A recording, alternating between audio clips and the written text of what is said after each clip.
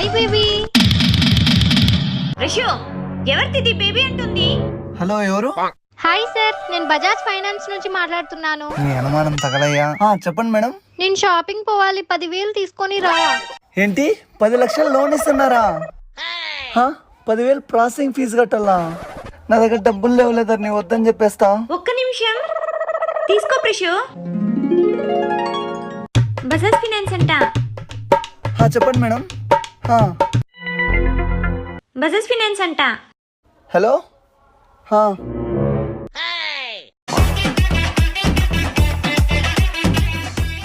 ఎవరు ప్రిషు? ధరణి, మన 10 రోజుల్లో లోన్ వచ్చేస్తుందంట. ధరణి వెళ్ళిపోయింది, చెప్పురా. ఆ ఉస్తాన్ని విడాకులు ఇచ్చేచ్చు కదా, దాంతో పడలేకనున్నా.